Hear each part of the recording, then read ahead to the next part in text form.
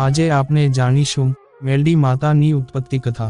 માતા મેલડીની ઘણી બધી લોકકથા પ્રચલિત છે, તેની ઉત્પત્તિની અલગ અલગ કથાઓ પણ છે, પરંતુ પ્રથમ જ્યારે મેલડી માતાજી પ્રગટ થયા ત્યારે તેમનું નામ ન હતું। એક લોકકથા પ્રમાણે એક રાક્ષસ અમરિયાના ત્રાસથી છુટકારો અપાવવા માટે જ્યારે નવદુર્ગા આ રાક્ષસને મારવા માટે ગયા ત્યારે તે રાક્ષસ ઘણા શક્તિશાળી હતો। તેણે નવદુર્ગા સાથે ઘણા વર્ષો સુધી યુદ્ધ કર્યું। છેવટે તે રાક્ષસ થાકીને આ દેવીઓથી બચવા માટે ભાગવા લાગ્યો। દોડતા દોડતા તે ભૂમિલોકના એક સાયલા ગામના તળાવ માંગ સંતાઈ ગયો। ત્યારે માંગ નવદુર્ગે તે તળાવ માંગ પાણી પીવા લાગ્યા ત્યારે આ રાક્ષસ સરોવર પાસે મરી પડેલી ગાયને જોઈને તેમાં જઈને છુપાઈ ગયો। ત્યારે નવદુર્ગાએ ભેગા મળીને આ અમરિયા દૈત્યને મારવા માટે એક યુક્તિ વિચારી, એક શક્તિ રૂપે દેવીને પ્રગટ કરવાનું વિચાર્યું। તે સમયે નવદુર્ગા ભેગા મળીને પોતાના શરીરના અંગ માંગથી મેલ ઉતારીને એક નાની માટીની પુતળી બનાવી। જો તમે આવા જ વિડીયો જોવા માંગતા હોય તો આજે આ યુટ્યુબ ચેનલને સબસ્ક્રાઇબ કરો। તેમાં પ્રથમ પ્રાણ પૂર્યા અને તેમાં દરેક દેવીઓએ પોતાની શક્તિ પ્રદાન કરીને તેમને શક્તિરૂપે શસ્ત્ર વિદ્યાઓ આપી। પછી તે અમરિયા દૈત્યને મારવા માટે આદેશ આપ્યો। આમ પુત્રી નવદુર્ગાના કહેવા મુજબ આ રાક્ષસ જોડે યુદ્ધ કર્યું। આ પુત્રી પોતાની શક્તિ દ્વારા દૈત્યને માર્યો। પછી માતાજીએ રાક્ષસને મારીને તેમનું કાર્ય પૂર્ણ કર્યું। તે નવદુર્ગા પાસે પાછા ગયા ત્યારે બધી દેવીઓએ તેમની સાથે છલ કર્યું અને પોતાનામાં સમાવવાની ના પાડી, કારણ કે તે ગાયના શરીરમાં પ્રવેશવાને લીધે એ દેવી મેલી અને અપવિત્ર થઈ ચૂકી હતી। તેમણે બધી દેવીઓને વિનંતી કરીને કહ્યું, એ મારું નામ તો આપો અને મારે આગળ શું કરવાનું છે?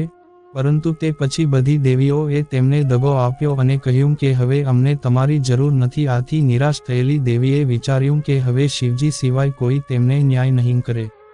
તે દેવી શિવજી પાસે ગયા। ત્યાં જઈને બધી વાત શિવજીને કહી। શિવજીએ ગંગાજીને પ્રગટ કરીને તેમને માતાજીને પવિત્ર કર્યા।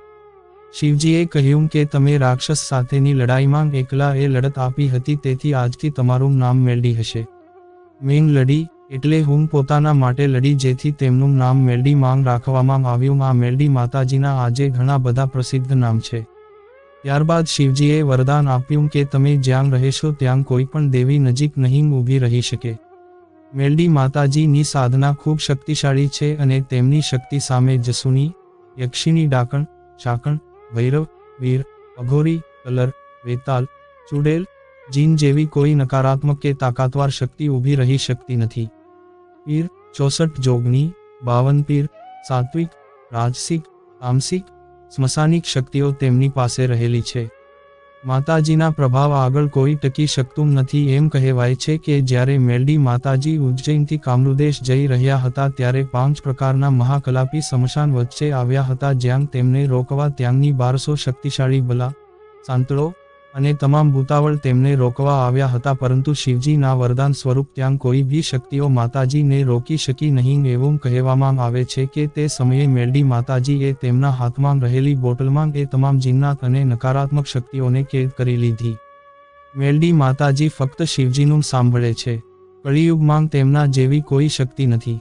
મેલડી માતાજી ખૂબ જ દયાળુ છે। જો તેમને કોઈ સાચા હૃદયથી પ્રાર્થના કરે છે, તે રંકને રાજા કરે છે અને એક ક્ષણમાં રાજાને રંક બનાવે છે। મેલડી માતાજીની સાધના માંગ ચોક્કસ અનુશાસન માંગ રહેવું પડે છે। તેની સાધના ખૂબ જ મુશ્કેલ નિયમો હોય છે। જો તમે તેમના કોઈ કાર્ય કરવા માટે સિદ્ધ કરો છો તો તેમને નિવેદ આપવાનું ભૂલી જાઓ છો તો માતાજી કોઈને છોડતા નથી। જે ભી મેલડી માતાજીના ભક્ત છે તેમના પર કોઈ જાદુ, મંત્ર, તંત્ર, જાદુગરી ટોટકા કે મેલી વિદ્યા અસર કરતી નથી। જે માતાજીની સાધના અને ભક્તિ વધુ સારું ફળ આપે છે। મેલડી માતાજી તમારા દરેક શબ્દો પર કામ કરે છે। જો માતાજીનું કોઈ ખરાબ ઉદ્દેશથી મેલડીનું આહવાન કરવામાં આવે તો તેઓ ક્રોધિત પણ થાય છે। મેલડી માતાજી પોતાના ભક્તોની આકરી કસોટી બી કરે છે। ગુજરાતમાં ચારે બાજુ માતાજીના મંદિર આવેલા છે અને મેલડી માની પૂજા થાય છે। જો તમે આવા જ વિડીયો જોવા માંગતા હોય તો આજે આ યુટ્યુબ ચેનલને સબસ્ક્રાઇબ કરો।